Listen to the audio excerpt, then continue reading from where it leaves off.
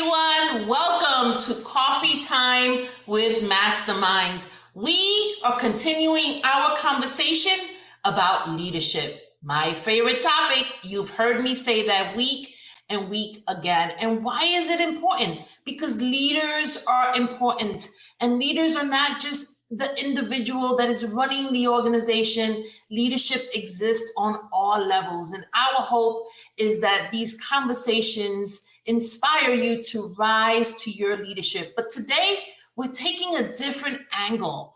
Part of leadership growth involves mentoring. And how many of us have had mentors that have really paved the path for our leadership growth? Well, whether you had a mentor or not, this is the show for you. Our guest has dedicated his work to leadership and mentorship, and we get to hear straight from him why this is an important topic. Join us. Hello, everybody, and welcome back to Coffee Time with Masterminds. My name is Peta Blakely, and I'm the founder and principal of Blakely Consulting. Welcome to Coffee Time with Masterminds. I am Cynthia Rojas, founder and principal of To Your Growth. Welcome to Coffee Time with Masterminds. I'm Rebecca Tuttle, founder and principal of Grant Right Now and Grant Writing for Good. Hi, everyone. Welcome to Coffee Time with Masterminds. We want to welcome all of our viewers, and if you are watching us, please put your name and where you're from in the comments. We always like to hear where people are from. We also want to welcome our listeners in Australia. Thank you for joining us. My name is Cynthia Rojas, and I'm being joined by my co-host, Peta Blakely. Hi, Peta.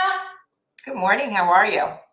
Good morning. I'm good. I'm really good. I'm excited about today. Do you know why? Because we're talking about your favorite topic. This is going to be a very interesting show. I tell you, I think this was the summer for leadership. I think we did the whole summer, almost all leadership. But today is really, really interesting because we're talking about a part of leadership that not anyone that we have interviewed has mentioned, but not too many people talk about, and that's mentoring. Yeah. And that's an important aspect. And we have a guest on our show, Nate Gonzalez, who has dedicated his life and his work to leadership and helping others rise to their leadership, but also mentorship. So, hi, Nate. How are you? Hi, Cynthia. Hi, Peta. Thank you all so much for having me. I'm doing good. I'm doing really good. I'm better now. No, thank you. Thank you for coming on the show, and really thank you for giving us a perspective to leadership development that we have not had an opportunity to talk about. So, all right. On the mentorship. Go ahead, Peta. I mean, I think leadership has been one of the themes since we started this show. And we've been talking about leading through uncertain times. But, in the course of that, we have teased out so many different elements of leaderships and characteristics of leaders, especially in uncertain times. So, Nate, tell us about mentorship. What do you mean by that term? Yeah, absolutely. I think, first it would be, I think it's important to differentiate that there is, professional mentoring and there's personal. I think nowadays we see that there can also be a combination of two within relationships at work, but basically it's a formal structure that connects individuals within an organization on an ongoing professional development journey. And really the purpose of that is to empower the talent to identify specific goals for their development. And I think, it could look a couple different ways. Like I said, there's formal, there's informal, but it is a very important aspect to leadership development that I think whether you're an emerging leader, a strategic and operational leader, you should definitely invest in finding a mentor or even being a mentor for somebody else. Can you talk a little bit about the differences between formal mentoring programs and informal mentorship? Absolutely. So, the experiences that I've had with the formal structure of mentorship usually come from a developmental program. So where I've seen mentorship help a lot within the formal structure is for specific programs that a high potential may be nominated for. And in that they may go through a 6 to 9 month process to where they go through developmental curriculum. They're meeting, once a month with different leaders throughout the organization, and then they're tasked to find a mentor. Now, in that, they're asked to go over specific questions within the organization about their growth, different areas in which they'd want to grow into, and then that would be more of the formal structure. Now, the informal structure is much less an aspect on where it is a requirement for a program, where if I see somebody that has skills, that has competencies that I may want to emulate, or even a title that I look for, I may reach out to them and ask to kind of go on our own schedule to speak on different topics that I find relevant within my growth. So I think that would be the biggest difference, is that when it's formal in structure, that's going to be specific organizational aspects that are going to be focused on, where a informal structure may be things that I'm interested in and I want to grow into, and I want to find somebody who's been there, done that, got the t-shirt, right? And try to reach out to them and try to hopefully find a mesh. And I think that the biggest thing is when you do something in an informal basis, it's a trial by fire type of thing. You may find somebody at first and you have those initial conversations and you find it may not work, and that's totally fine. You have a network, and then you can hopefully find somebody else in the future that can help you in the development that you're looking for. Mm-hmm. So one of the things that I wonder if mentorship can help, or if you've seen it, because I know that you also focus on leadership for the millennial generation, is the generational differences. So now we have companies and organizations that could have up to 6 different generations working in the same space, and the generations are different. I just got off the phone with somebody who said they have staff in their organization that have never left a voicemail. They just don't do voicemail. Okay, that's not just a young people thing. I don't leave voicemails. I do know people who do not leave voicemails. So I learned that there are some new workforce that have done most of their college learning on Zoom. Mm-hmm. They did their internship on Zoom, and now they're starting working through Zoom, or working from home. So the soft skills or the interpersonal skills, the water cooler skills, have not been developed. Have you seen what mentorship crossing generations benefit? Absolutely. So traditionally people would look at mentorship as maybe somebody who is younger reaching out to an individual that is more experienced and learning from their experiences. But within the past, I would even say 5 to 10 years, reverse mentoring has come into the play, especially when technology comes into it, where maybe the younger, less experienced within the workforce individual, but is more technologically savvy, can help somebody of an older generation. So I think that's a very different dynamic. That's something that we're not used to seeing within the traditional setting. But I've also seen within some research that as millennials are coming in, as Gen Zs are coming in, they're looking less for a manager or director. They're looking more for a relational aspect within, the relationship that they have with their management. So I think it's also important for leaders who are leading millennials and Gen Zs to understand that while they want career advancement opportunities, you may have to also incorporate some well-being, incorporate questions on understanding who they are outside of the confines of work, because that is what the trend is showing. That is where these younger individuals within the workforce are looking for, not only somebody who can tell them what to do, but who can help them with experiences not only inside work, but outside the confines of what they do in the role. Yeah, I love millennials. They have turned our worlds upside down, and I love that challenge everything. We're all going to benefit. Yeah. Yeah. Sorry, go ahead. So go ahead. We both just want to talk about this so much. This is good. And by the way, Nate, we love blunders on the show. This is why we do it live. It's real. I love it. Bring it. It's a lot more fun. You go, I will wait. Okay. So a lot of my experience around mentoring is with youth, right? It's with structured programs with adults mentoring youth. And in those programs, we've learned there's some best practices about opening and closing and duration and things like that. Does any of that apply to mentoring among adults? Are there any guidelines that you would suggest, or, caveats? Yeah, absolutely. So I will say that mentoring is very interesting as far as the dynamic in timing and what I've seen work, right? So from a strategic leader level standpoint, I worked for a program where we had a 9-month program, and that was the duration of the mentorship, right? So we had high potential individuals. We asked them to reach out to C-suite individuals within our organization through a 9-month program. Now, I will say mentorship is interesting to the fact where you can go through seasons and have different mentors, where the program may last 9 months, but that doesn't necessarily mean the relationship will end. The real thing that I think we need to touch on is there are organizations that may have a coaching program, and that's great, but that differentiates from a mentorship program. And one person said this one time, and to me that it really stuck.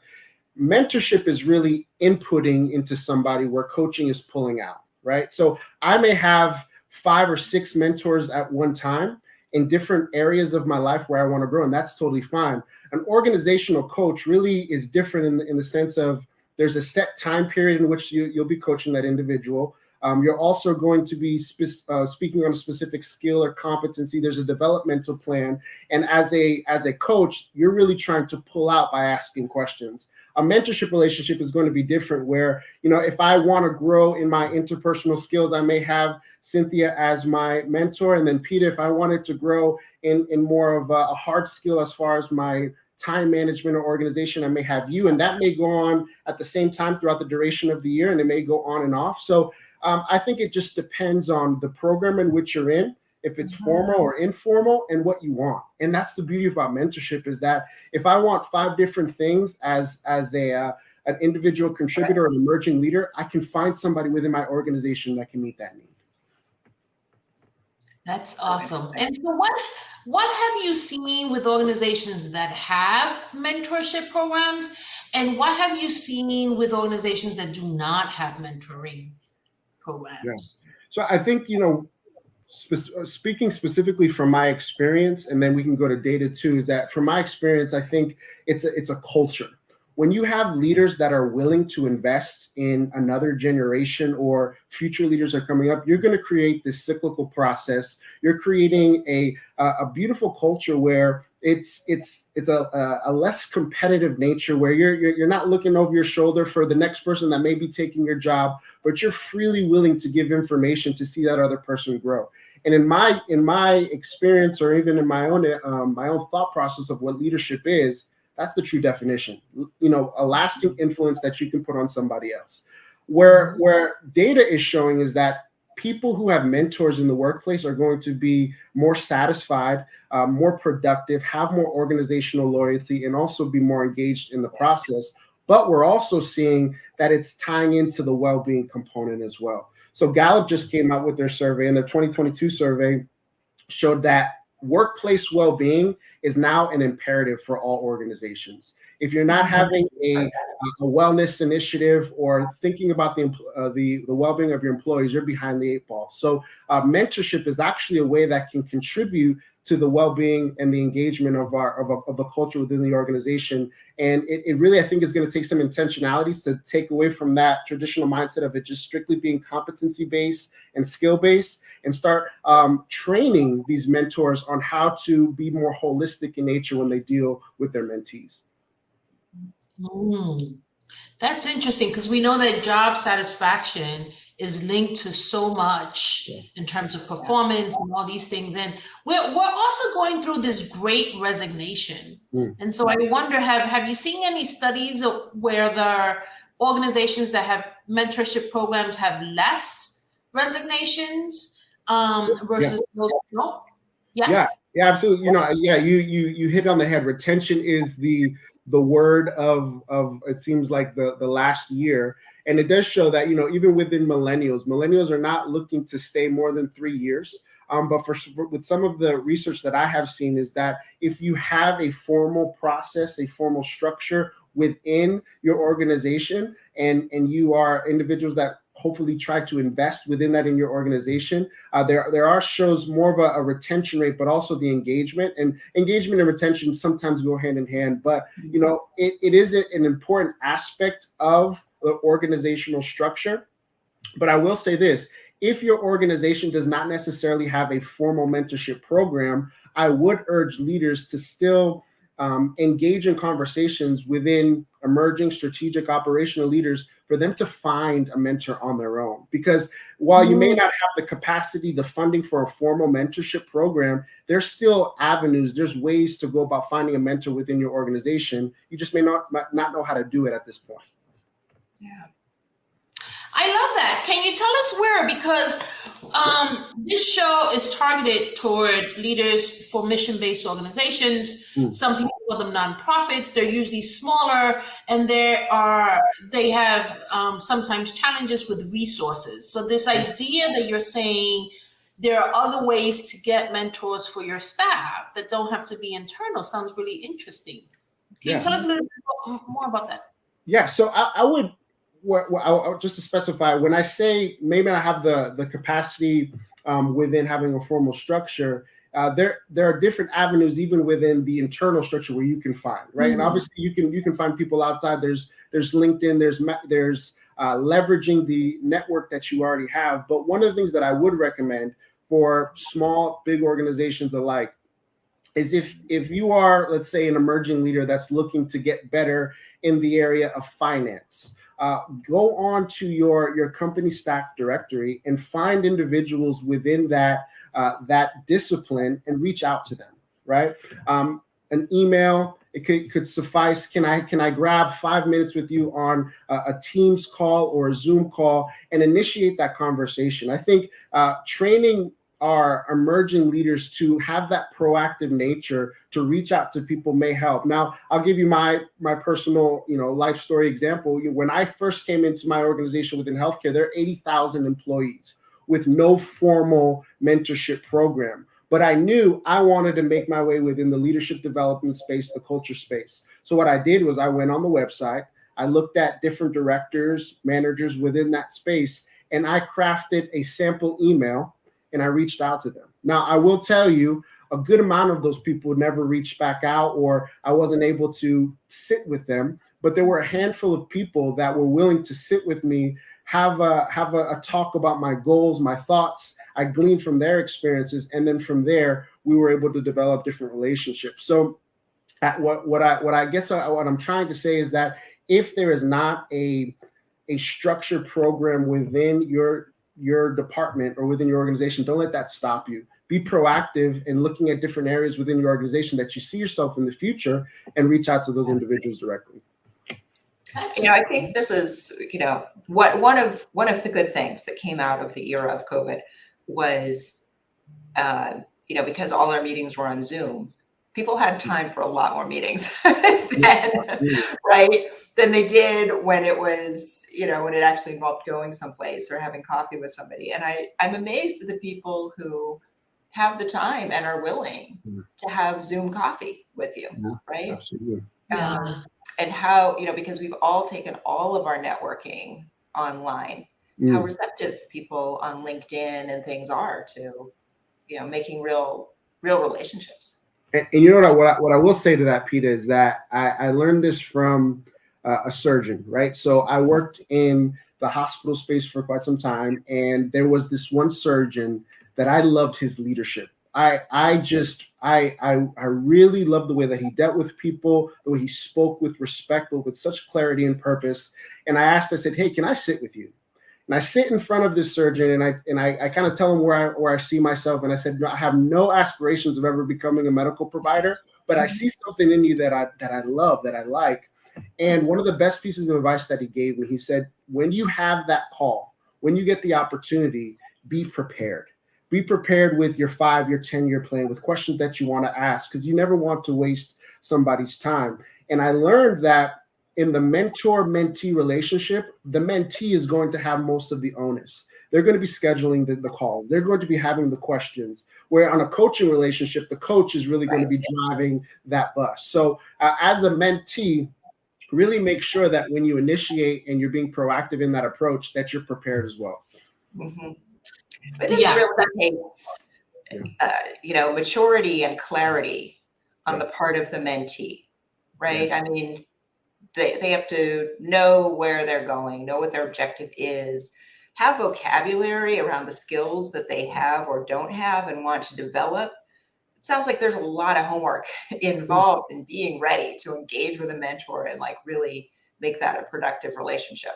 I agree.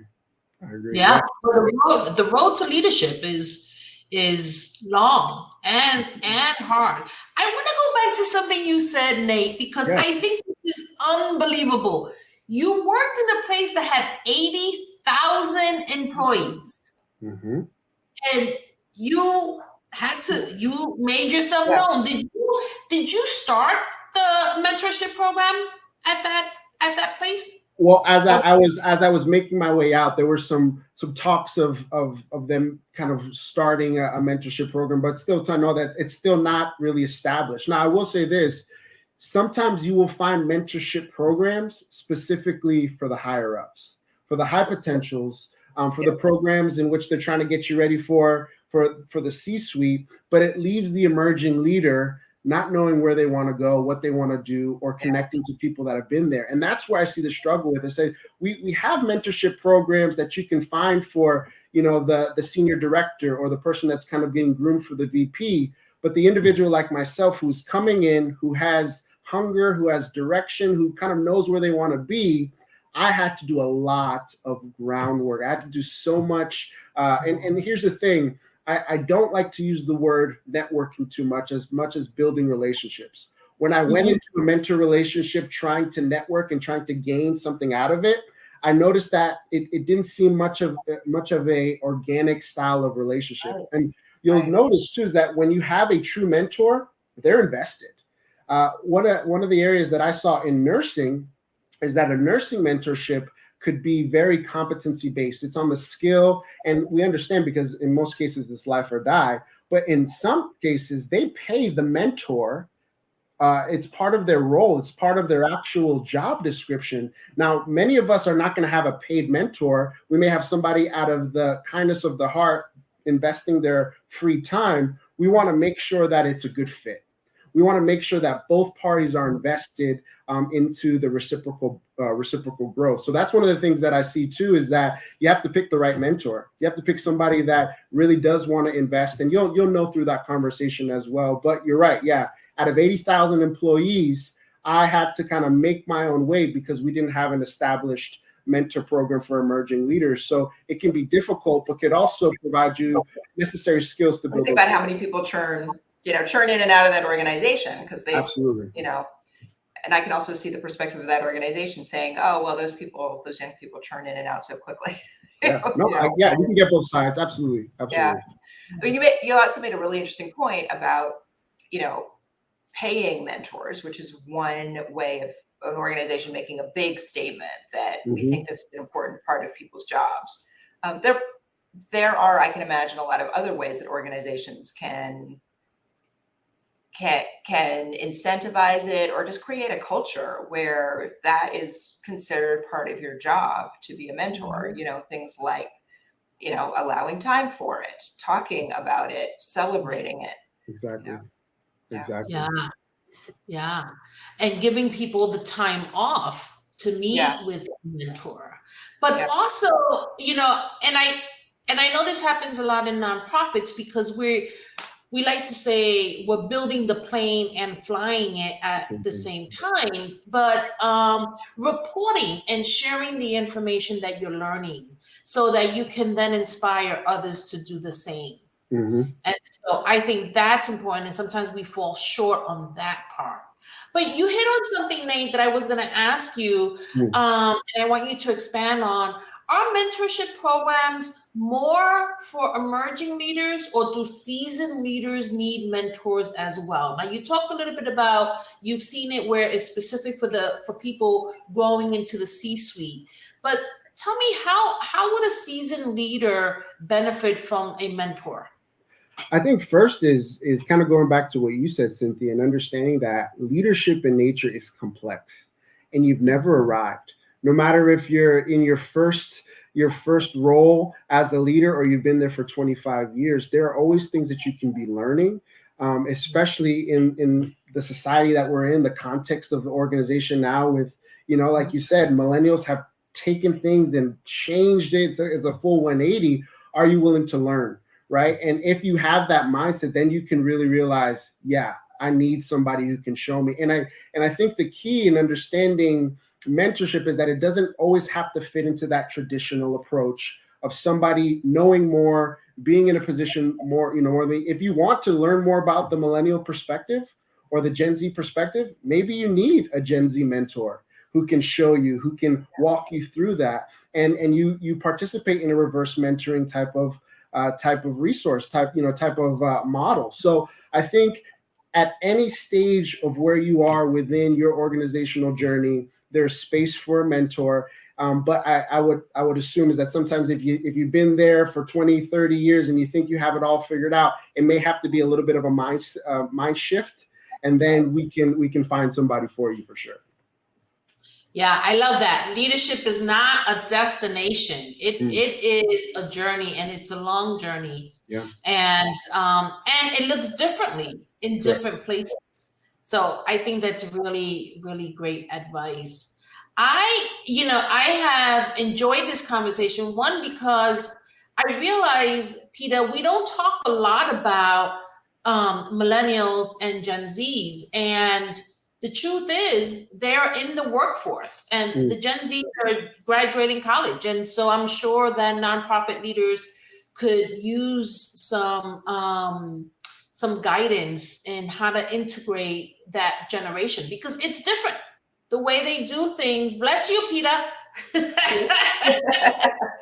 way they do things are different. I had an admin who is a millennial, and she taught me a lot.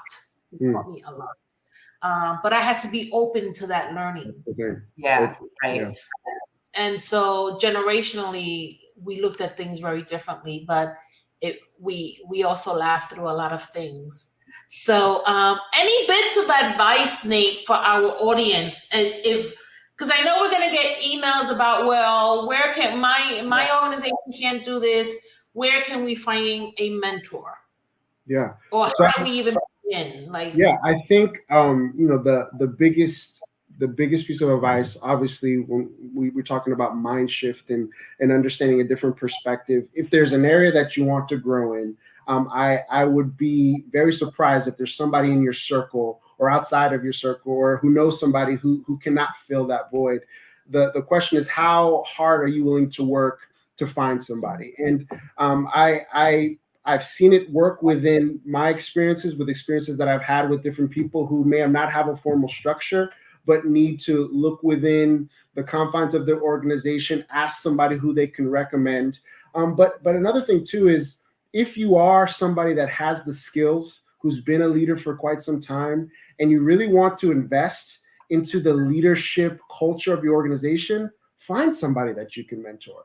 Think about how it was for you sitting at the end of that seat, looking and wishing that you had somebody, and seek out that person. And I'll go back to that example of that surgeon. He didn't have to answer my email. He didn't have to say yes. Who is busier than a surgeon working at a hospital? No one. But he took that time and he guided me, and I'll never forget that. And I'll make sure that the next opportunity that I have. So whenever somebody comes across my Teams or my email and wants to meet with me, it's always yes and when. And I think that sometimes as leaders, we forget that we have a lot to offer. Granted, there's a lot going on. There's a lot of burnout. There's a lot of things that we have to do as leaders, but never forget the importance that you can leave as far as an impact on somebody else with the knowledge that you have. Yeah. I love that. Yes and win. Yes and win. Yes and win. Thank you. Thank you. Well, this has been a wonderful, wonderful show. I've loved the topic. Nate, I think your message is right on. I think we should bring you back just to talk about the younger generation so that we can learn how to be together in a harmonious space, because I work with organizations that have a lot of tension. because of the different generations. And I think we need to come together, and together is how we're going to make this world a better place. So we'll definitely have you back. Peter, it's nice to see you. I want to say thank you to our viewers, and everyone have a wonderful weekend. Take care. Bye, everybody. Bye.